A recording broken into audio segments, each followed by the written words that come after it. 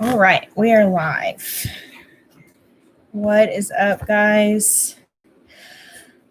If you are seeing this part, you are probably watching the replay. We go live at 7 Central Time every Sunday evening and chat.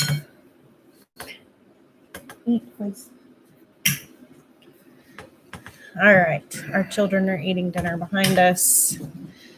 All right, you guys are coming on. Hello. Hey, Whispering Willow Farm. Hey, Christy. The old Whispering Willow. Brown family. Funny Cat. Gabriella. Hey, Andrew Littlefield. Hello from Aurora, Colorado. Tobias. Sorry. Toby just dropped his fish on the floor and Bruce is eating it, so. What is up? Hey, Natalie. Southwest Arkansas, Brandolin. Yes, you can see back there, we put up our tree. There's nothing on it yet. I just wanted to see how Bruce did with it because I had to move his tower. I thought I was going to put the tree over in the kind of kitchen area, and it looked a lot smaller at the store. So, hey, Jerry Franks, my darling cousin, I love you. I love when it's cool. Our cousins or our family members will come on, like cousins that we don't get to talk to very much. It's really cool. So, how's the table joining going, Miah? How's the what? Table joining. Another day in the vlog, I put that bit of you explaining it to Benjamin. It's joined. It is joined. He's actually moved next door into the covered area because we're having rain. It's actually not raining tomorrow, so. Yes. So, northern Indiana at the tip of the lake. Hi, Jill. Hi, Susan, Andy. I don't know, dude. See all those little frilly hairs? They're catching the light. And they're so short. It's probably because you wear your hair pulled back so tight and your hair is breaking. Well, thank you for that. That's probably why. Look at those little curly fuzzes. I'll be back. I gotta take care. So, if you're new to live chats, yeah, they probably are gray, Jason. If you got questions, all caps makes them easier to see. Yeah, my hair does that all the time, but I'm just used to it. I got all those little short hairs on the side. Yeah, Bruce snagged some fish. Looks like they're getting done. Hey, from Tulsa. So yeah, if you have any questions, put them in all caps. He does have his hair, Jack. He has really good hair. I don't think his hairline has changed since I've known him. It's stayed the same, and it's still just as thick as it always has been. However, it is a lot more gray now. Jeremiah's hair is getting a lot more gray. When and where do you buy seed potatoes from? This year I got them from Haas. In the past, I bought them from like a local feed store. They sold out super fast this year, and I was glad to get them from Haas. Haas had some cool varieties. Next year, I'm not sure where I'll get them from. I've saved a lot of my own seed potatoes, hopefully I don't have to get any. How warm is it there? We're actually getting down to 32 tonight. Not 32, 34. It's probably about, I'll tell you what it is. It is 46 outside right now. I don't know if Haas has any more. I mean, I don't even think they've listed them for next year yet, but usually that stuff sells out really fast. Have you ever made trellises from saved sunflower stalks? Yeah, actually, I have used saved sunflower stalks as like a stake. I've not made like a trellis, more than just a stake in the ground. So, yeah, the tree is really pretty. It doesn't have anything on it. This is the first fake tree that I've had in a while. Probably in at least 10 years. This is the first fake tree that I've had. Hey, the Honeystead. My my big boys are not here this weekend, so we did not decorate the tree without them. I kind of wanted to see how Bruce was going to react, and he hasn't messed with it so far. But I have one of those, like, instead of a skirt, it's like one of those collar thing. It's like a wicker basket that goes underneath it. It's like the walls of Jericho. Yeah, and I want to put like a choo-choo train around it, and I'm hoping that will deter Brucey from messing with it. Now, I would really like to go next level and find a choo-choo train that's got a automated water gun that when it senses Bruce come close, it just open fires. That's not a thing. There's an engineer out there that can make that happen. Bet with 3D printing. Print me and program a choo-choo train around the tree that can shoot our cat anytime it gets within actually any visible range at all. If it targets it, it can shoot it. There's got to be somebody out there that can do that. Just keep him out of the living room altogether during Christmas time. Pretty much. Oh, man.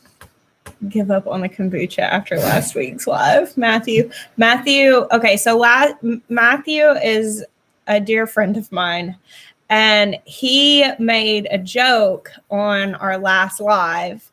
And he said something because Jeremiah was coughing or sneezing or something, and he made a joke about the Rona. And one of our moderators actually deleted it. And so he messaged a minute ago, and he said, let's see how many times I can get moderated. I was like, you better stop it. I'm down. He's always entertaining to me, so. I thought you were wanting a train that went up into the tree and came back down. I did see this really cool thing at Target, and I totally would have bought it if I wasn't so anti no plastic garbage. But it was one of those things that I almost made an exception for.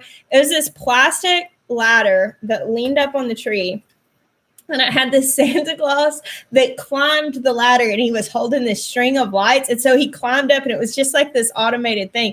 He climbed up, and then he climbed back down and back up and back down. And I was, that is so cool. And it looked like he was decorating the tree. Isn't that so cute? So they have an emoji now where the guy wearing a mask. And that's interesting. I think they had that before. Is that really? Mm-hmm. What ended up being your best tasting slicing tomato this year? You want to know what? Truthfully, Alicia, we had so much rain this year that this was not the best tasting tomato year ever. Like in the past, I wonder how that would do with the cat, Jason. I know that's the other reason I was like, yeah, that doesn't stand a chance. Bruce would probably pounce on that up Santa. And down? Yeah. Oh yeah, Santa is his arch nemesis. So yeah, where is this Santa? It's over there. Look, it's shredded. Like watch him make a show of climbing the tree on our live video in front of all of the people. Where is this Santa? Oh, you should get it. We should show them his trick. Okay, I was answering a question. Yeah, you derailed on the Santa thing. I did. What trick, though? Just him killing it? Yeah.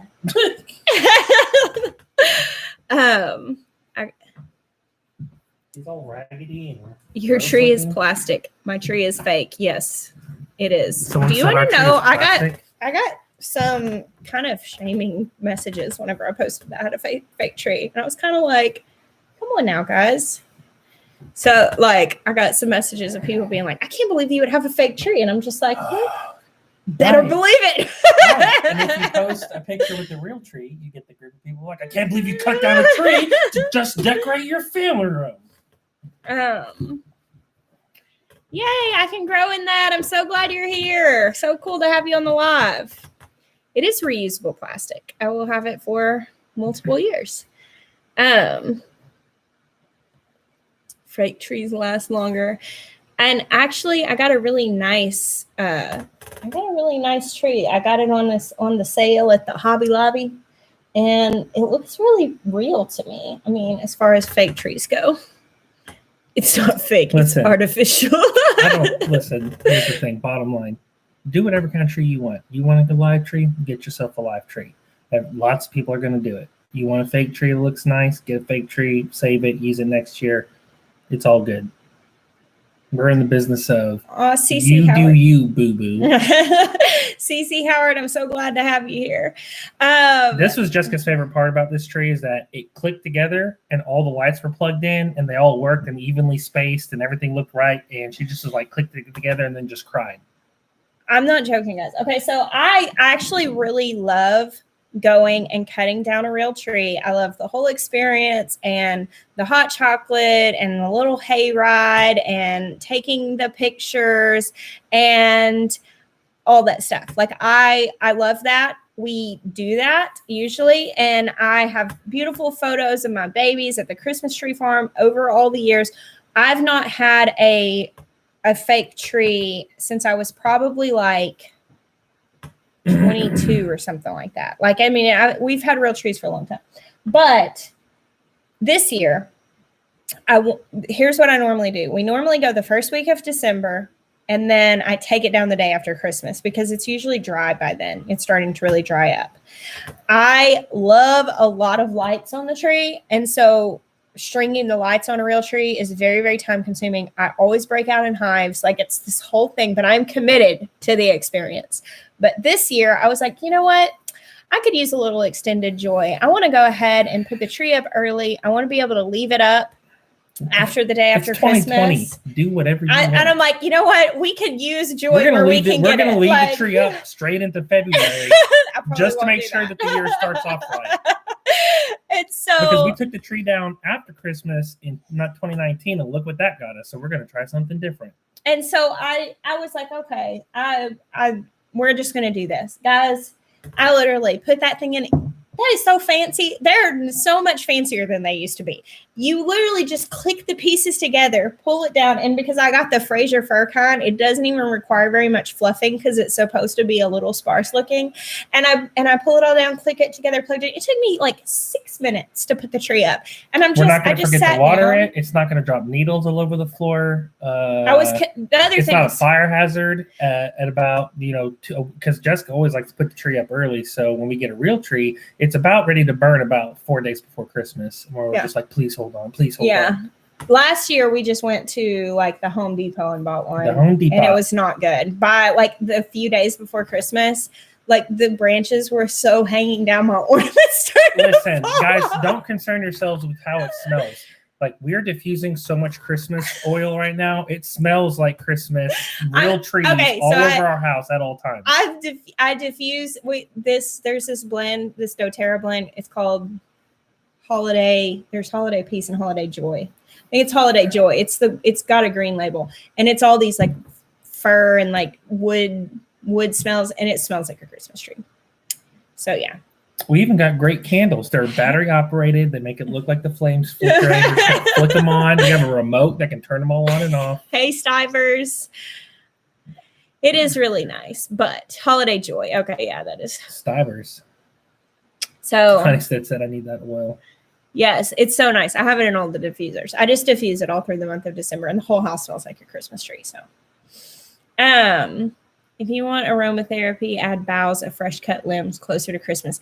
That's a really good idea, Jennifer. And I was thinking I might get, if I can go by the Christmas tree farm. I don't know how the opening is going to be, but if I can go by the Christmas tree farm, I was thinking of doing like a little garland under the TV of like fresh cut branches so that it'll smell nice.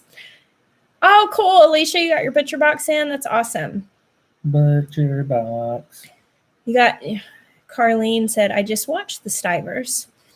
I don't actually watch very much YouTube. I really just don't have a lot of time. I've been watching the Stivers videos since they moved into their new house because I love their farm so much. I love it watching what they're doing, and I cannot wait to watch the unfolding. Part of it. I always we watched them before they moved because most of the times it was funny. Well.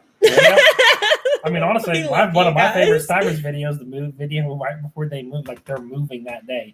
And it's just the pigs getting chase around the pig, trying to get him to go where he wants him to go. Lauren. And I'm just like, I feel your pain. Did you add up your tomato poundage? I did not. A lot of them I didn't end up like writing down on all of the gardens, so I don't know what I grew all over, but oh, Pamela said you could use one of the mini trees of your land that you killed. I almost took a picture of them the other day, and I was being facetious. So yeah, facetious doesn't look good on you. It looks good on me. Yeah, I don't do facetious. It's the one vanilla. Is Bruce a Christmas kitty? I think I may get Lordy Day tattooed on me somewhere. Lordy Day. So this is what we're talking about. Bruce's arch nemesis. So Bruce has this Santa Claus, and this, I don't know how this ended up becoming Bruce's thing. He went out of here, or I was going to show you guys what he does. This thing, he is so funny with that Santa Claus. Like, you can throw it and he will pounce it from across the room. He carries it around, attacks it. Like, if at any time you can just drop that on the floor and he will just lunge from wherever he is. It's so funny. Hello from North Little Rock. Cool. Neighbor. How much you sell your plant starts for? In the past, like $2 or $3 each, just depending on what they are and at what point. Like, the bigger they get, the more that I'll end up charging for them. Is growing shallots similar to growing garlic? Yes, it is. Wide family farm. That's funny. What do you do with your goats during the winter? They eat hay and eat and grow babies. It doesn't get cold enough here for us to really have to worry too much about like weather precautions. Jessica wishes it got cold enough that she could justify putting sweaters on all of our goats. She would. We just put a lot of straw in their barns and stuff like that. So, you ever freeze dry your eggs? Yes, we did actually freeze dry a lot of extra eggs this year, which is good because right now production is low. My birthday is December 16th, so it's coming up. Can you still plant cucumber seeds if they have turned brown? We're not milking any goats, so we're not milking over the winter. Yeah. Usually people don't milk over the winter. Well, it depends on, I want to answer a cucumber thing and I'll go into that one. With the brown cucumber seeds, I would just try. Do you ever have like some seeds that you're unsure about? Take like 3 or 4 of them, just like a good little sampling of them, maybe like 5 or 6 if you have extra, and put them in between in a wet paper towel in a Ziploc bag and put them in a windowsill and just do a germination test and see if they sprout.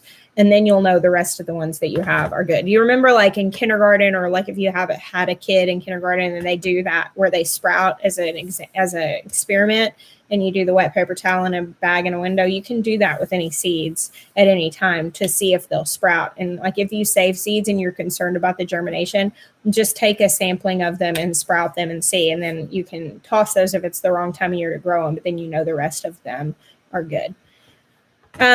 So with milking, I actually decided to go ahead and dry Dot up. She had to have a round of antibiotics shortly after I got her, and her milk supply went down, and then she was rebred. Whenever we had her in there with Thorin, and she ended up being rebred, and her milk was tasting really funky hanging out in there with him. And so I decided to go ahead and dry her up because I was going to have to dry her up in like a couple months anyway, and she was hardly producing anything. However, I may be getting another goat this week. Is it for sure? Never mind. Jeremiah says it's for sure that we are getting another goat. But I'll show you that in the vlog this week because there's more information on that. My husband isn't a fan of goat's milk. Do you know if any goat breeds that give similar tasting cow's milk?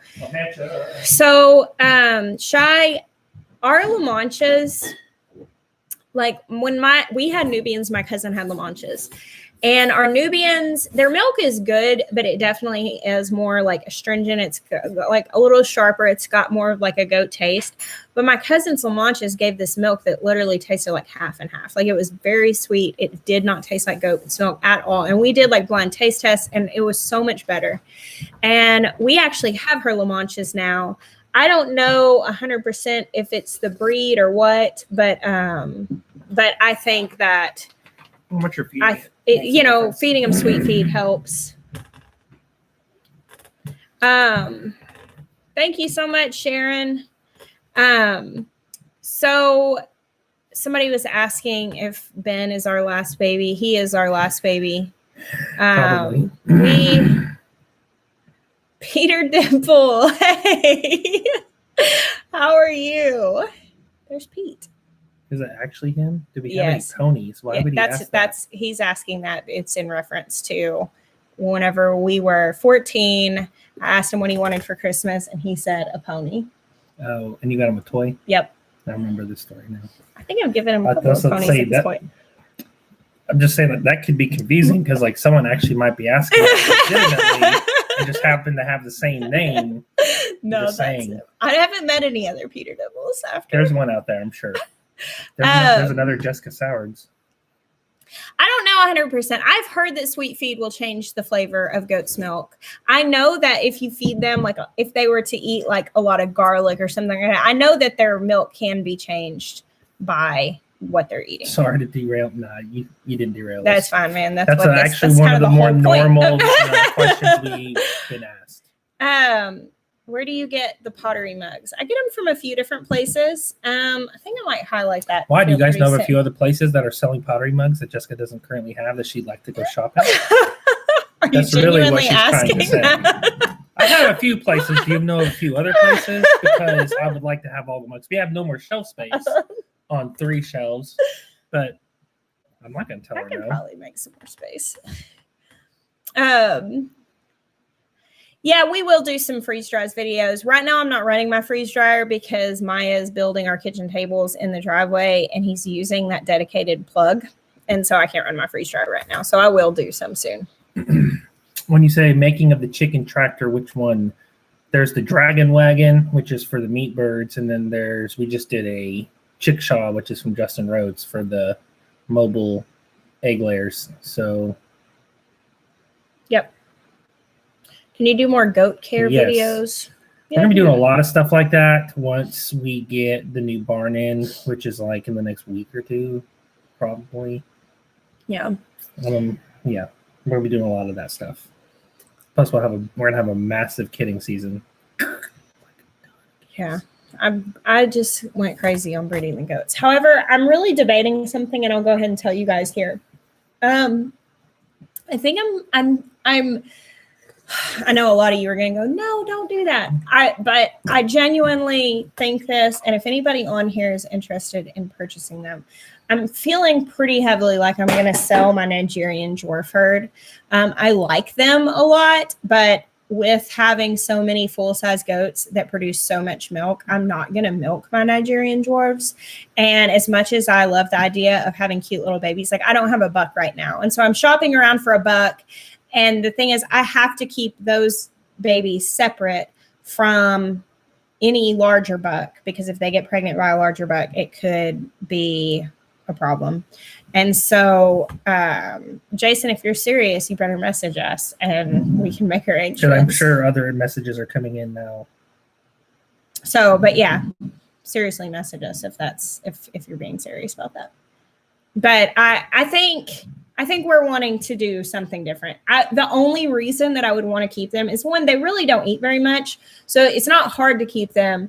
But the way we're wanting to open our fences up with a new barn coming, I would really want to run them with the other herd, and just the hassle of having to keep them from the bucks, and the fact that I don't need them. It's not really the most sustainable option. I just think it would be better for them to go to another family. I have 5 does. So, I mean, it's a good little herd of goats, and they're healthy and they're good. And so yeah, y'all can send us a message and we'll start a list on that if we have interest. And so yeah, we drink all of our milk raw. Yeah, we don't pasteurize it. We don't pasteurize it. Every time someone suggests I drink pasteurized milk, it's like a Pace pecani sauce commercial. Pasteurized milk? Where are you from? New York City? Is there a taste difference from each breed of goat's milk? Yes, definitely. Different breeds have different butterfat content. And so, like, we used to have a neighbor that kept Sonnens, and we would get Sonnen milk from her, and it's really thin, but they produce a lot more. Whereas, like, Nubians have higher butterfat, La Manchas have about the same. Nigerian dwarfs have high butterfat. So if you're wanting to make cheese, those breeds are really better for, like, cheese making and stuff. Oh, Susan, we're supposed to have a very warm winter. Does that mean my root vegetables won't grow? 9A. Possibly. I would say in zone 9A, if you're planting them now, they will probably grow because what is 9A? Like that just means the coldest it ever gets there is what, in like the 50s. Let me see. I'll look it up and tell you. I think that's like the 50s. And if that's the case, they'll grow. I mean, like, I think that that'll be fine. I am not building the barn structure. It's a prefab metal thing. There's honestly, with wood prices where they're at, there's no way that it would even come close to comparable. We were going to do that. We were going to mill the wood and try to put it together, but we were still going to have to buy some wood. And like wood prices have quadrupled over the last 6 months. And so we decided to go with a metal barn just to be able to get it up. And it was most cost effective. And they're going to just come and put it in the spot where the shop was going to go, because now we're not doing the shop because I did the trailer. The piglets are all sold. They are all spoken for. Well, they're spoken for. They're not gone. No, but not Doris. We don't know. Oh yeah, I haven't. Yeah, I don't. I guess Doris's aren't. The ones that are already born are sold. Yeah, I will say, like what the Mrs. Marvel is saying, root, like if it doesn't get cold, it really doesn't do the root vegetables justice. So like they might grow, but they might be kind of like pithy or hot. Like they're just so much better when it does get cold. Breeding turkeys, what would be the best food for them? We've always had pretty good success just feeding them a layer pellet. If you're doing like when you do meat turkeys, you do a game bird crumble that builds them out faster. But for us, because there's no like game bird pellet, that's, they only make game bird crumble because of like quail and then baby turkeys or meat turkeys. So we've always just fed all our adult turkeys layer pellets and then scraps and stuff, forage, and they've always seemed to do well. I mean, we've even had, before they got stolen by the wild turkeys and taken off into the wild, we've had some of our Palm Royals hatch their own chicks and, keep them around until, honestly, there was one of them that had 3 babies and they just took off. They didn't get killed. They just left. They probably found a Tom and said, I'm tired of being a single mom. They did. They heard the call of the wild. My turkeys ran away. I don't see a super chat other than the one about the root vegetables. Mark, I hope I didn't miss something. Love you too, Jerry. Next 5-year plan coming soon. We're trying. Yeah. It's a hard thing. It is. I just haven't wanted to rush it. That's basically it. Hey, Goldshaw Farm, how are you? But yeah, it's coming. My Nigerian dwarves are not registered now. There's and 4 of them still have their horns, so I don't know if that would be a problem for anybody. I've got 1 is polled, and then the other 4 still have their horns. 2 of them have blue eyes. So where can I send artwork for merch? The shop at rootsandrefuge.com. Yes. Okay. Tips on integrating chickens. Here's how you do it. You keep them separate. You can do 2 things. During the day, you want to put them in like a crate that has food and water where they can be around the other chickens but not attacked. And then at night, you're just going to take them and you're going to put them on the roost. And I'm telling you, this works almost every time. A chicken goes to sleep and then it wakes up and it's like, oh, Marge. Oh, yeah, of course, you've always been here. And they literally just act like, oh, this is just our flock. Like, it just grew by 20 birds, and that's normal. I'm serious. If you put them in when they're sleeping on the roost at night, they literally will wake up and act like that's completely always hit. That has been our experience, at least. So, do Great Danes make good indoor dogs? How big is your space? If you're living in a studio apartment, no. And some people will swear that they do, but I'm like, you must not care about your breakable items because or your kids. Yeah, like kids are eye level with that tail. And are you gonna do the whole bob the tail thing? Because we did not do that on Klein, and he broke the tip of his tail and literally wagged blood. Okay, because it's got a vein in it.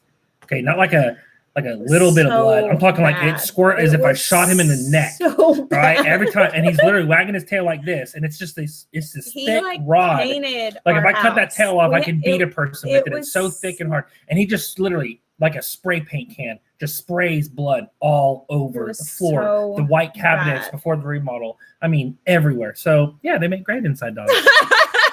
I mean, if you're like a quirky creative and like blood is a cool design aspect, I'm just saying. I don't think that I will ever have another Great Dane. I do love Con. He is warmed my heart. And He gives good hugs. And he gives good hugs. He's so sweet. Honestly, we were so concerned because he'd heal, then he'd break it again, we'd clean it, and he'd spray it with blood again. We took him to the vet. We had to clean blood off of everything. Yeah, everything. I just sprayed everything. We actually scheduled a surgery because when they get to be too old, it's not a happy easy... tail. Yeah, it is called happy tail. It's actually diagnosable. And if you let them get too old, you have to actually have put them under surgery to remove the tail. We were seriously considering it. We actually scheduled it because it's like, well, I'm not getting rid of my dog, and I'm not like, we're not real big on like, pinning ears and modifying dogs, but I'm telling you right now, like, I'm not cleaning up sprayed blood every week. It's not going to happen. So we scheduled the surgery to have his tail removed, and then ended up having to miss it for something, and he hasn't done it since. Yeah. So we've kind of just like, it hasn't happened again. I don't think it will. I don't think it will. I think, honestly, he's decided just to stop being such a spaz. The tinkerer's wife said every Dane I've known is a lap dog. He is. He comes and gets in. Like, he's not really in his lap. He likes to get behind you. So if I'm sitting on the couch, he shoves his head and just like thinks like it's almost like when you're a little kid and you got like a heavy blanket from your parents and like you go underneath it. You're like, I'm in the magical world and it's so big and it's endless. He thinks like if he gets his head behind you, like he's in a magical place because he literally will just lay there with his head stuck behind your back. Yeah, he likes to burrow. Not comfortable for you. He's very funny. He doesn't realize he's so big. I do love him, but I don't think that I'll ever have another Great Dane. Like, he has been hands down the most expensive dog I've ever had. Like, the tail, I couldn't keep a collar on him, a flea collar. He had allergic reaction to other flea treatments. And so I had this flea collar and he took it off and then he got a tick and then he got tick fever. And then like Con has cost more at the vet than any other animal that I've ever had because he has had so many issues. He had like a skin allergy, he had all these breakouts, all this stuff. But he hasn't had any issues in a while. Okay, this is where it is. Being a mom, there's the super chat about tomato seeds. Thank you guys. For some reason, they're not showing up at the top. I ordered all my seeds thanks to your Be Prepared video. I've never seed started tomatoes. What are your top 3 tips for tomato plants from seed? I have a couple of really extensive videos about seed starting. If you like search Refuge seed starting, that like takes it from front to back, like that you can really get deep into it. I would say with tomato seeds, they do better if you put them in a smaller container, you're going to have to size them up. You want at least like a 2.5 inch pot if you're going to grow them till they're like 6 weeks old. With any sort of seeds, like have the air moving in whatever room that you're going to start them in. And if you do move them up, like plant them deep. So if you start them in a small pot, you move in a big one, just plant them all the way up to the top leaves because the deeper you plant them, the better. What's up, Broussard Homestead? The better root system they're going to produce. How's your roof coming along? The Mrs. Marvel said, our Aussie has cost me so much money. I stand by my mutts. They've been characters, but they don't have as many issues. Bear, I don't think we've ever had any health issues. He's technically a mutt. He's a mix. Yeah, he is. He is a mutt. So what is, like, I can't think of anything we've ever had to deal with Bear. He freaking farts like crazy. It's disgusting. You are and I'm a gas people. I mean, I'm a gas connoisseur. Like, I'll smell anything once and give you a judgment. I think it's just a common courtesy, but I mean, Bear, he will put you in the hospital. I'm just saying. That's not a health issue. What do you mean it's not a health issue? What do you think's happening on the inside if it comes out smelling like that? I'd say it's probably a health issue. You're so tacky. And then she always wants to blame me, too. She'll smell a fart and immediately look to me. Be like, did you? And I'm like, if I did, I would own it. I was like, that was your beautiful dog who's literally laying with his butt facing you and his face facing me because he knows better. Sometimes I do have to put Bear outside. I'm like, listen, bud, I love hanging out with you, but you are going to make me sick. He eats really good food. He eats really good food. You know what it is? He swipes the cat's food. Him It's and when Con. he swipes Someone the asked cat's earlier, food. does he get food off the counter? Not really. No, our dogs don't get people food unless they. And they usually won't steal it. Con. They're saying, well, Con, he's tall enough, but honestly, he doesn't mess with it unless he was left unattended. Oh wait, there's the time. Yeah, that was funny though. Yeah, they do.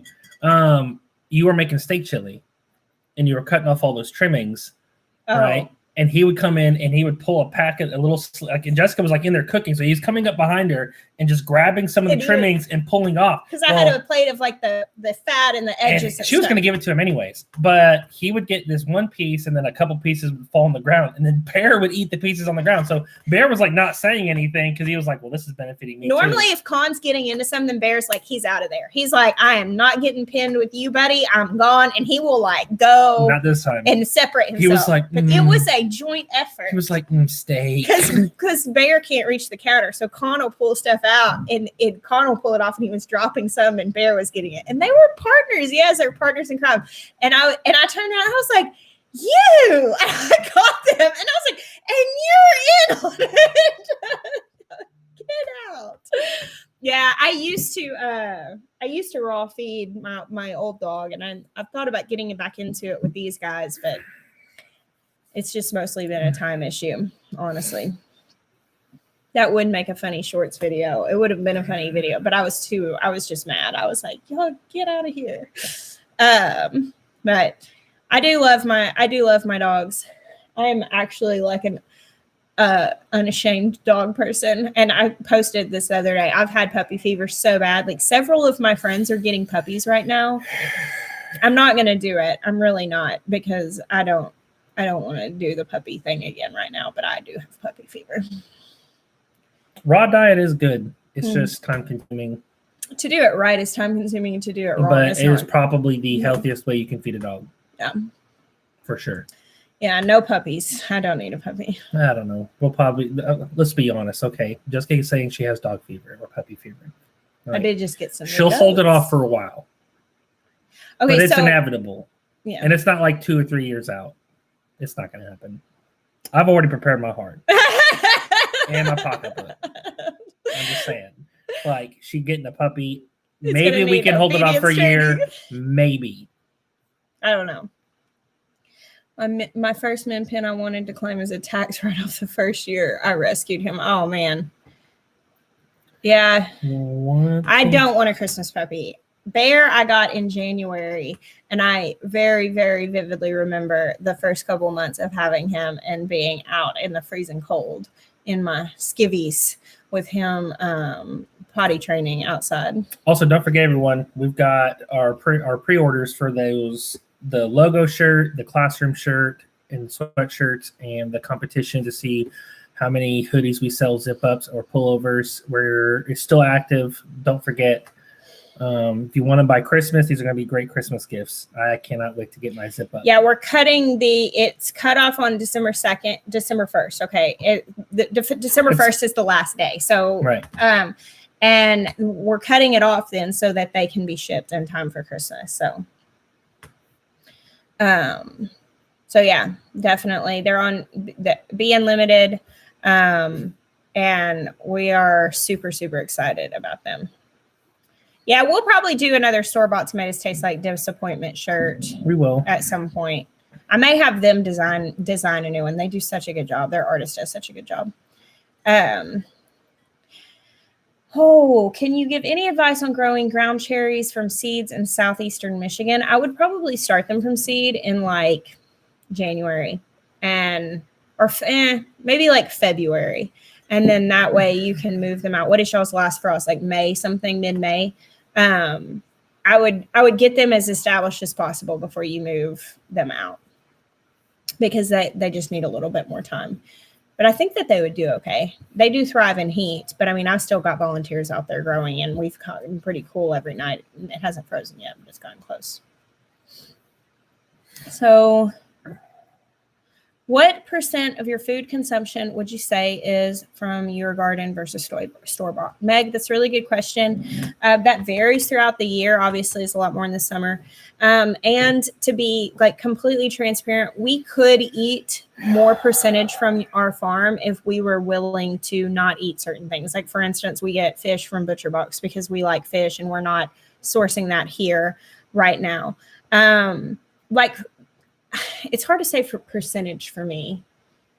I would say over half of the food that we eat is from our farm year round. And some seasons it's more than that. At this point, almost all of our meat is either from our farm or from the trade that we made with our friends, the Vincents, which they farm locally and they raised a cow for us grass fed. But we do still get like fish and sausage, like brats and stuff like that from Butcher Box. What else? As far as like right now for veggies, now I have some like canned peas and stuff in there that I bought at the store. But any fresh food veggies that we're buying, like when I'm planning meals, we're eating a lot of kale. We're eating a lot of fried cabbage. We're eating this stuff out of the garden. Right now, I'm not buying like asparagus or squash or anything like that at the store.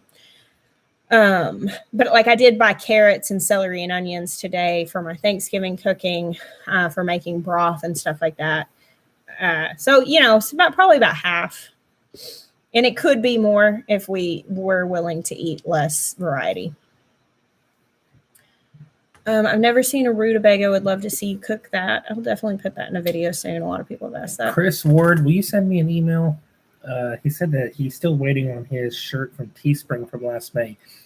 That sucks. Probably what happened is we stopped using them, and honestly, they kind of acted like upset about it, I think, because like they just stopped handling customer service. And so that's not fair to you. Yeah, but send us an email. We'll send us an email and we'll figure it out. Maybe one day Jeremiah will start eating more tomatoes. He is so much less picky than he used to be. Like the fact that he would never eat onions and now like enjoys onions. I don't know that he'll really ever eat raw tomatoes, but he said he would eat tomato on something, so that's good. Oh, Sarah, Team Hoodie. It's okay, Sarah. You'll be disappointed. Don't say that about our stuff.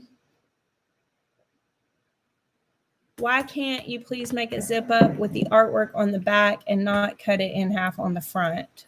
The zip up is that's how it is. It's just the picture that they show of it is of the back. So on the front, it has like a small art, and then the art's on the back. The art is on the back, and it's got a small piece of art. It's the same thing, just small on the front. Yeah. Yay, Greenwich Homestead gonna cook all the things. I am starting my Thanksgiving cooking here soon. I cook a lot of stuff for Thanksgiving, so really excited about that. North and South Homestead said that's us. We eat a little over half from our farm, but we could do 90% if we put in more effort. You know, like for me, I really love the romantic idea of only going to the store to buy flour and sugar, or, you know, whatever, like those things. Even sugar, I don't even feel like it's that necessary. We don't actually use a lot of sugar now. We use honey, which we buy locally, and maple syrup, which we do not buy locally.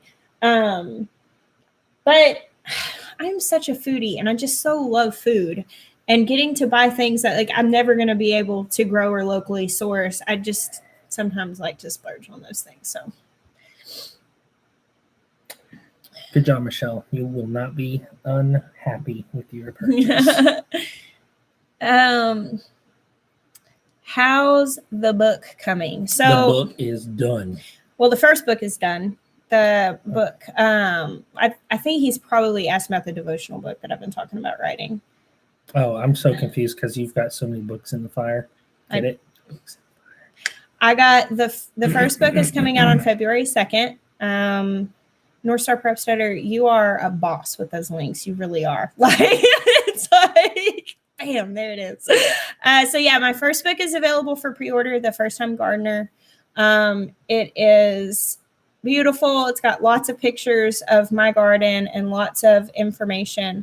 And there are charts, there are lists, there's all that stuff. My hope with that book was to really give people a an idea of just like some basic information on the garden and a lot of encouragement. So I'm very excited about that. You guys have just blown me out of the water with pre-orders, as well as my editor. And I think it's okay for me to say this. I don't know that I'm technically supposed to say this, but I technically haven't signed anything yet. But my editor was so excited that they actually proposed another book to me, and I actually said yes to that. So there's another one that is in the pipeline. I haven't even signed a contract on it yet. And then I'm actually have another book that is, I like to call this the slow drip, but like it's a devotional book. And that is one I do not want to sign a contract on because I don't want to feel rushed. I want to make sure that one comes when, as it's supposed to. So I'll just have to wait on the information on it because I don't want to get busted and get in trouble because I don't think I'm supposed to share it. But yeah, the devotional book, I don't know exactly how it's not called the slow drip. I just always talk about like whenever we're working on something, like whenever I'm doing something that I feel like I'm wanting to hear from God about, I say I prefer a slow drip on that, which like, it's funny because like Daniel and I will write songs together and he will just like crank them out super fast. I'm like, hey, let's get a slow drip on this. Let's let it percolate a little bit and like make sure we're using the right words and all that. And so with the devotional, I've probably written, if you gather it all together, probably about 4 or 5 out of 10 chapters on it. And I've got it thoroughly outlined, but I don't know.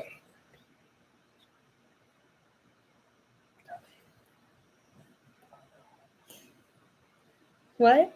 I wanted to tell you that Peter and Alex are leaving. Peter and Alex are leaving the farm? Why? So Benjamin and I have We'll find out later. I'll watch it later. Benjamin and I have been watching this show called Victorian Farm on Amazon Prime Video. And it's these historians that went and lived as if on a Victorian era farm. So like late, 1890s.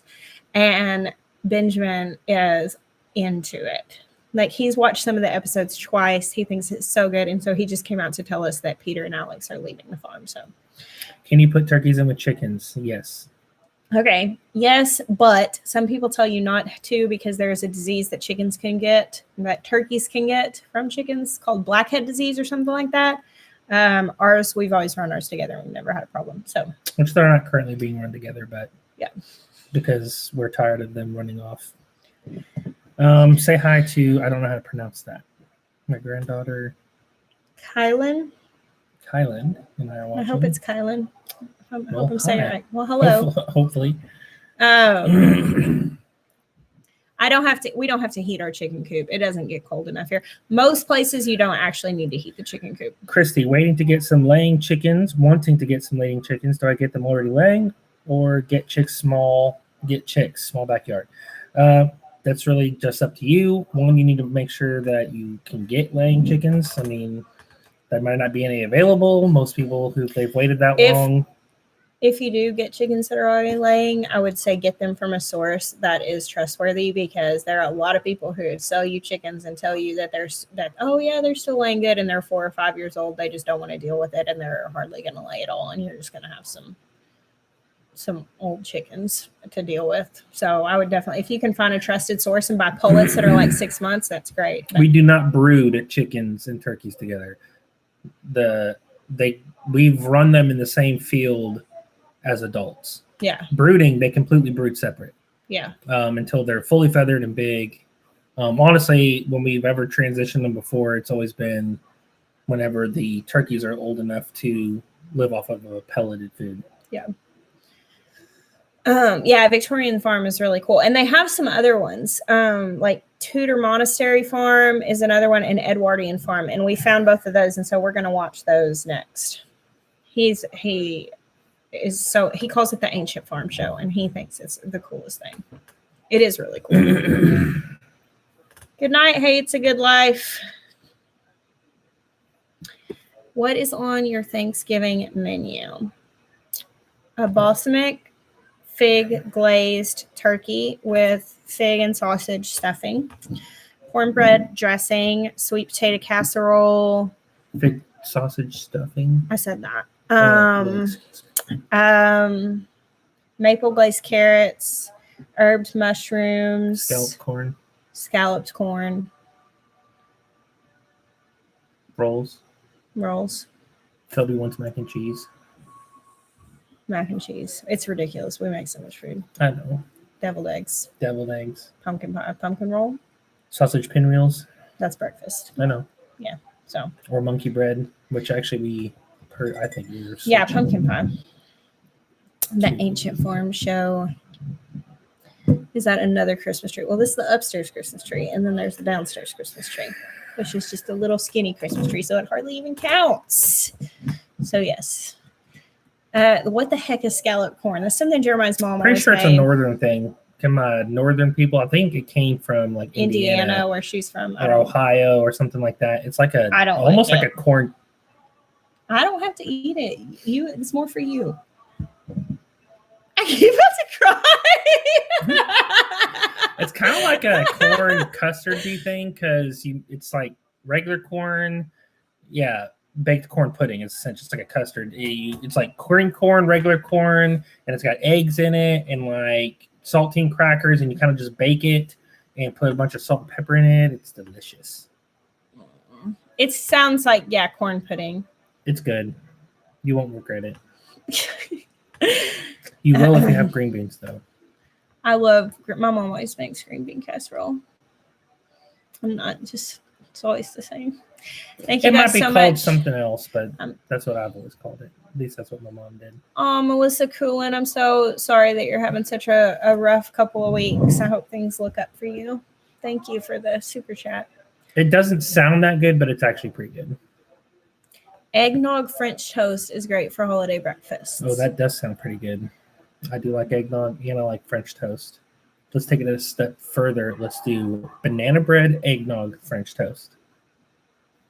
Am I the only one who has heart for green bean casserole, the one with fried onions on top? Yes, I love that. I eat it once a year at Thanksgiving. I love like just your classic basic green bean casserole with the fried onions on top. I love it. That's one of the. Stiver said, "I love me some good green bean casserole." No, I don't know. It just tastes like Thanksgiving to me. It's one of those things that just really. It's the first. If we it's the first thing that gets cut off the list of leftovers. If we don't have enough storage space, we'll toss that. Because I'm the one putting up leftovers. Jeremiah, it's one of my favorite things. I know, but eat it on Thanksgiving Day because if we run out of space, it's the first thing going to the pigs. They love green bean casserole. They do. You need to stop. They mouth waters for it and everything. We have 2 refrigerators. We don't actually throw away Thanksgiving leftovers. It's the first thing voted off the island. Jeremiah just does not like green beans. I've tried. I'll never eat green beans. I like green beans less than I like raw tomatoes. I promise you. The only time I've ever liked a green bean is when it was wrapped in bacon and brown sugar. So basically, it tasted like sweet bacon. Can you thank all the friends of Roots and Refuge for their turkey advice, please, particularly the Canadians? Carolyn, I saw you ask that question about making the fried turkey, or was it smoked turkey? Was it smoked or fried? I can't remember which one. Hey, Missy. Can't say Can you that. say hi to my wife, Missy? She absolutely loves watching you and learning from you. Hello, Missy. I can't say your last name. Is it Crayenhagen? Is that how you say it? Crayenhagen. We're Southern people. We can't say words like that. We're going over to the Crayenhagens. You know what I mean? I'm sure we'll be botching that pretty bad. Hello, Missy. Thank you so much for watching. Yeah, I did a green bean casserole. I think it was an Alton Brown recipe once, and it was like all from scratch. The onions were from scratch, and it was really, really good. But it was just I'm the one who. We actually are having a deep fried turkey and the fig glazed one. Yeah, my cousin is they live down the road from us, and I'm actually taking one of our turkeys for them to have and one turkey to deep fry for us. So she just grinned ear to ear. How bad did we mess up your name is really the real question. But I'm so looking forward to the sweet potatoes. Oh, yes. Okay, so the sweet potatoes that I do is more or less, somebody asked this the other day because I mentioned it in an Instagram story. It's more or less Paula Deen's sweet potato bake, I think is what it's called, or sweet potato casserole. Sweet potato bake, I think is what it is. But it doesn't have marshmallows on it. And so you like boil the sweet potatoes, and then it has seasonings in it. And I always add extra.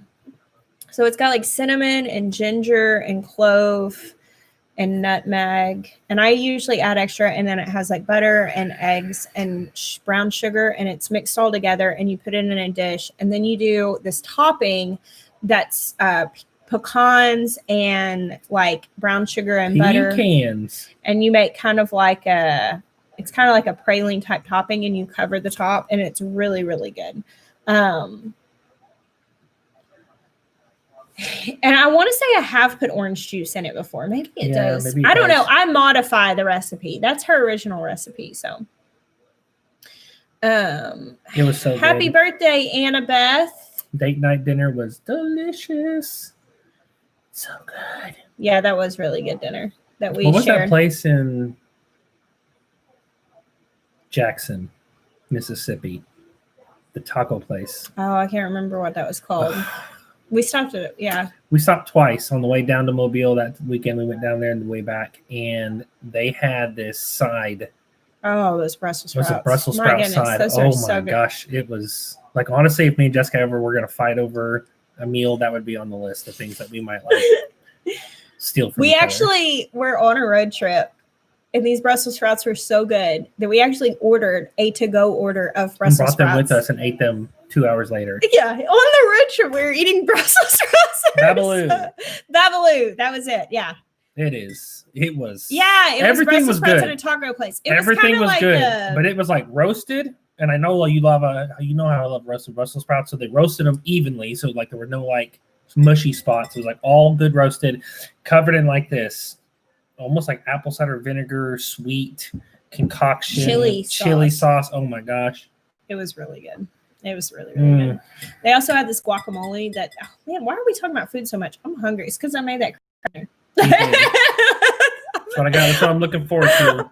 This live is crappy dinner. I was editing a video, guys, and I burnt the rice. I've got this massive pot of chili on the stove right now that I'm going to can. And it's been cooking down because I didn't soak the beans long enough. And so it's been cooking. We were going to eat it for dinner. It wasn't ready. So I was just like, all right, throw some things like fast defrost some salmon, put it in the oven, make some rice, heat up a can of peas, like super fast dinner, burnt the rice, under seasoned the salmon. It was not good. And so that's why we're talking all about food. But I do have 3 gallons of chili on my stove, so at least there's that. So I haven't. Say hi to failed Sabrina. today. She loves watching us, learning from us. She's also having surgery on December 2nd. December 2nd. We'll be praying for you. Yeah, definitely. Thank you for watching us, Sabrina. Yeah, she actually, so she had guacamole and then got guacamole to bring with us. So here's the deal. The tacos are pretty when we're good. traveling, We go to good food. Getting food out to eat can be kind of problematic because, like, if you're used to eating pretty clean and if you're used to eating pretty well, like, you can't just go eat fast food for a weekend. You'll be so sick. Like, we can't do that, or else there's no point in going anywhere because we'll be so sick that we're just completely useless. So when we're driving through places, like, we'll be like, okay, we're on a road trip, and we're like, okay, we're coming on a pretty good sized town, so they'll probably have something decent to eat. And so I start researching for places that locally source stuff, places that cook things there. I'm looking for like real food that's not frozen, that's whole food, real ingredients. And if we can't find anything, we'll find a grocery store and we'll go in and get something. But on the way there, I had found this place, Babaloo. It had really good reviews. And so I just went through and we just drove through. He got some tacos and I got this pint of, Asher's FaceTiming. No. I don't want to decline it because he's FaceTiming the kids and they're just going to keep decline it. Okay. You go back to the live. I'll go back and tell them. Yeah, just tell them because he's just going to keep FaceTiming them. So my older boys go to their dad's house, and the whole time Asher FaceTimes the boys on my iPad, and they talk on FaceTime. It's really sweet, but also obnoxious because it makes it ring on my phone. But anyway, so I got this guacamole on the way down there, and I was like, oh my gosh, it was so good. It was so fresh. It had bacon and jalapenos in it. And I was like, that was so stinking good that when we were on the way back, we had to go there and get it.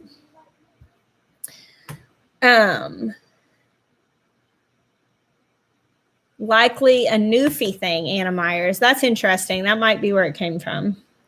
Hey, from Detroit, Michigan, Gardner hairdresser here. I'd love to take a road trip and give you a cute cut. Oh, thank you. I have the sweetest hairdresser who is also a gardener and crazy chicken lady. I actually met my hairdresser through my YouTube channel. Like, she came to the shindig last year, and that's how we met, which was really cool. Are you going to make a Roots and Refuge logo on a pullover hoodie?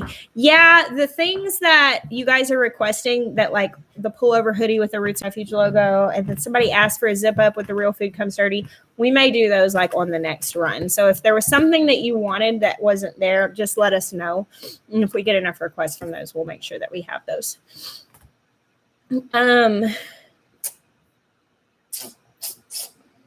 What? Creamed pearl onions. That sounds good. I've never made pearl onions. What Really is before. pearl onions? Those little bitty, like little onions. Creamed? I'm interested. I'm intrigued. I think that sounds really good. I make these really good mushrooms, and you do them in the crock pot, which is great. My neck is still hurting. You do them in the crock pot, and it's because you keep whipping your head around and checking me out while I'm walking around the farm.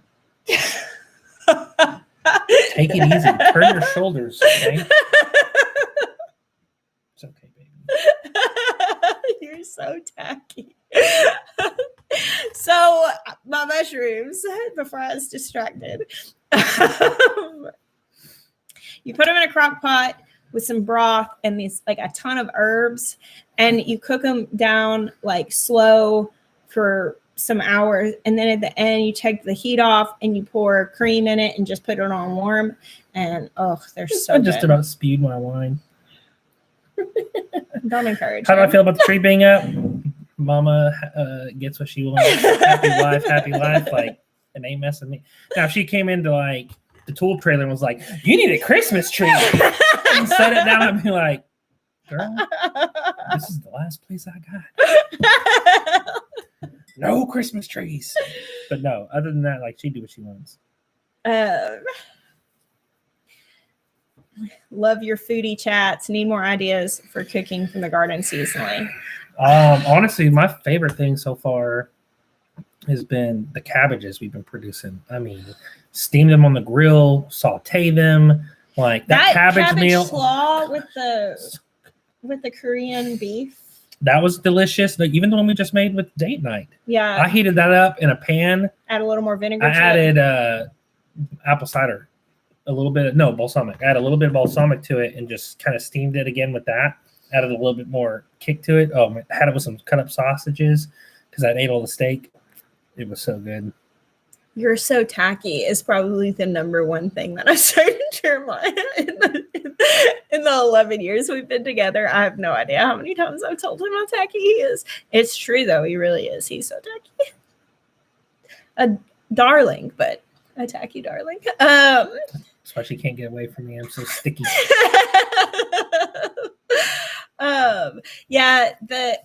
Cabbage is awesome, and I've really been enjoying the cabbages have been that great. We're growing. I love making our own fried onions. Cabbage with apples. That does sound good. Oh, Lori, that sounds very green very apples. Nice. Where can I get Black Beauty seeds? Well, I don't know if Baker Creek has them in stock. I would go directly to Wild Boar Farms website, see what he has, and if he doesn't have them in stock now, he'll probably have them in stock whenever he updates. Honestly, I don't get a lot of indigestion and heartburn since cutting out a lot of processed sugars and low quality gluten. Yeah. I mean, honestly, like, I can eat like organic, like sourced breads, not white breads, but sprouted bread and stuff, and it doesn't really affect me. But if I eat like a Wonder Bread, just one piece of Wonder Bread, my body starts screaming at me. Like, you idiot. Yeah, honestly, for me, like, cutting out refined sugars and I'll still occasionally eat stuff that has a little bit of sugar in it, but not regularly. Like I used to drink sweet tea a lot. I used to just consume a lot of sugar, and it's crazy how much sugar, if you're not being very conscious about it, how much sugar you can consume. It's in so much stuff. I mean, you can't buy like spaghetti sauce and salsa at the store, any sort of condiments, anything like that. So many things have so much sugar in them. And I used to deal with a lot of heartburn and indigestion, like really bad. And I don't deal with that at all anymore since cutting out Nathan, refined sugars. if she's got some really good sourdough, you know where I live. Yeah, Jill's getting into sourdough and she's been rocking it. She sent this picture and it's so beautiful. What would it cost for a weekly sourdough and kombucha delivery? No, I'm not joking. I really want to learn how to do those things. Just go hang out with Jill. I know. I need to get her to school me. People are giving us all their food suggestions, and it is really driving home how cruddy my dinner was. No, it's going to be fine. It's going to be fine. I'm just going to put some of those really cool infused oils all over it. Yeah. You have a Christmas cookie recipe you make every year. She's not trying to really. Make me fat. I don't think that's true. I don't think she's like, go fatten him up. I also overconsume sugar and need something to help me transition off. What helped you too? Honestly, Rebecca, the thing that whenever I have like I'll just share my personal experience. I completely cut sugar out entirely. I'm talking about reading labels 100%, no exceptions, no honey, no maple syrup. And I do that about twice a year. And I do it for about 3 weeks each time. And that is so hard to do. But what I will do, like whenever I'm coming off of that, is I'll spend a few days weaning off of it, where I will like start consuming. Okay, I'm not going to eat any sweets, but I'm not going to read labels for a couple of days. And then, okay, I'm not going to add any maple or honey to tea, but I'm going to, and I'll just kind of like taper off of it. But there's still, man, if you want to realize how much of an effect sugar has on your body, cut it out and deal with the sugar hangover that you have for 3 days. And you'll be like, man, I am actually genuinely physically addicted to this. But I do that twice a year because I don't like to be addicted to anything. That's just something that personally I live with that conviction. I don't like to be addicted to anything. I think me and Morgan live on opposite sides of the moon, because like everything, he's like, gotta have green bean casserole. Wrong. Best part of the turkey, not the thigh, breast. No, because I do like dark meat. No, white meat. The breast. Okay, now bad cooked turkey, and no offense if I'm hurting anyone's feelings, but if the turkey tastes like you're chewing on the Sahara Desert, then yeah, the breast is the worst part. It's like, just can't wait to suck all the moisture out of my mouth and gag. But if you get a moist, juicy, white turkey breast sliced properly, okay, with the right amount of cranberry sauce with it, there ain't nothing better than that. Nothing better. So I want to finish like the tips on coming off of sugar. Oh, sorry. I will do like natural sugars, like fruit has a lot of natural sugar in it. And on the days that I'm coming off of refined sugar, I will make smoothies if I need to drink fruit juice in order to like crave the sugar monster. I'll do stuff like that to come off of that for a few days and then eventually start cutting that stuff out too. And to me, if you will just like head on take that addiction, you can keep it in check if you don't let it. But for me personally, like that is the one thing that I struggle with more than anything as far as like diet goes, is I love sweets. I like candy. I really do. Like now when I'm not eating it a lot, I can't eat very much of it. And I can stay off of it, but it is a really hard thing to do. Hibiscus tea for naturally sweet taste. The thing is like I was talking about this with my sister-in-law recently, and she did like Whole30. We both did Whole30. And she was talking about eating something. I was like, right now when you come off of something like that, like an apple is delicious. It tastes so sweet to eat an apple when you're not consuming a lot of other sugar. And I just kind of have to stay in a mindset that I want to preserve those things tasting good. Like right now, I can drink hot tea without any sweetener added to it, and it tastes really good to me. But if I were drinking it with sweetener added all the time, then I try to drink without it, it would taste bad. So I do those resets to kind of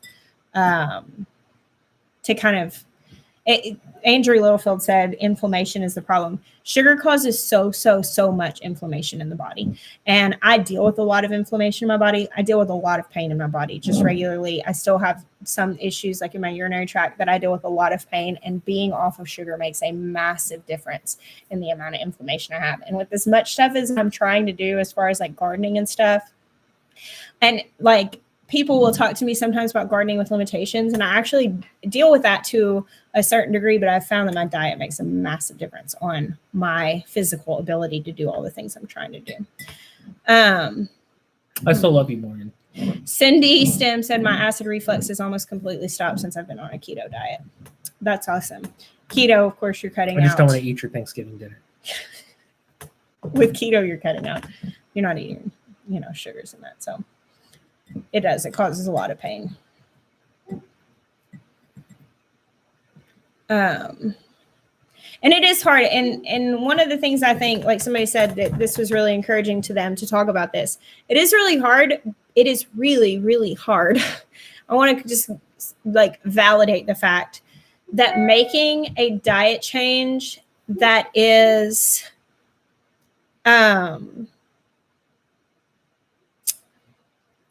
countercultural is very difficult. Like whenever you say, I'm not going to eat refined sugars, it is crazy how many people get so offended and how much of that stuff is just so pushed on us in our life. And it makes it very difficult, like socially. And of course, like right now, obviously we're not going to like, I doubt there's going to be like a lot of Christmas parties and stuff like that this year, but it is crazy how much socially over time. Honestly, like right now we're all going to be spending a lot of time at home. This would be a great time to really deal with the sugar issues rather than whatever. There's so much social stuff that's required. Because for me, the social stuff is what really makes it hard to draw those lines, because then you're going out with friends or you're going to parties or people are giving you stuff that they made and you're like, oh, I can't eat this because sugar is just everywhere. Julie Woods, I can imagine that would be really difficult. So whew. You can get through the holidays without sugar. Just have to make your own food. That's true. Yeah, there is high fructose corn. It is crazy because like I remember when we first started eating real food. I remember Jeremiah and I were talking about this the other day. I remember early on in our marriage making the pledge together that we were going to try to eat real food and cut out processed ingredients and stuff. And it's funny because now like we eat very little processed food, and so like at this point, I know how to shop, that I'm not running into high fructose corn syrup or food coloring and all of that stuff. But sugar, man, that's even when you get into natural foods, even when you're in foods that are less than 6 ingredients, so many things have sugar added to them. If you buy like sausage from the store, so often it has sugar in it. Bacon, a lot of times has sugar in it. A lot of things. And that's the problem with the sugar issue is because we think, oh, I'm eating this moderately. But when it's in the bread that you're eating and whenever it's in the sauces that you're eating and it's in the pasta that pasta sauces, even if you're not putting it on noodles, it's in the meat a lot of times. There's so much sugar and it's really hard. Like I recently was at the store and I was going to buy some broth. I turned it around. It had sugar in the broth, like chicken broth. And I was just like, what the heck? This is nuts. It's in so much. So a lot of people think they're eating it in moderation, but they're actually consuming a lot more than they realize. Yep, canned green beans. It's in so much stuff. And it genuinely, your body responds to sugar as if it is a drug. Like it is, you will crave it. It is addictive. You will have withdrawals coming off of it. It's just, that's nuts. And it's just completely normal. Yeah, I don't know. I mean, like, why put sugar in chicken broth? I think it's probably because, I mean, just from the standpoint of you're trying to sell a product, you want people to taste it and go, oh, this tastes good. And, humans, we are we're animals, that we are instinctually driven to consume things that are going to give us energy. And so when we eat sugar, our brain says that's good.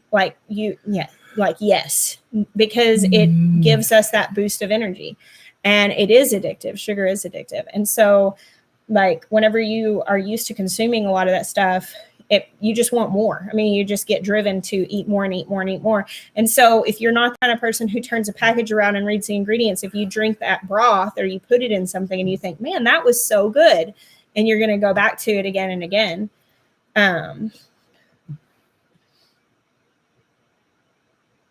Oh, Wanda. Wow. I'm so glad that you're recovering. That is interesting. She said she lost her taste because she is recovering from COVID. And when she started to be able to taste again, the sweetness was really intensified. It was too sweet and didn't even taste good anymore. And that's what I found. Like, that's why I cut it out about twice a year, because then when I go back to eating it, it's too much. Like after I completely cut it out, and then I'll be like, oh, I'm going to eat this cookie. And I'll be like, I don't even want this. Because the addiction it doesn't have such a strong hold. So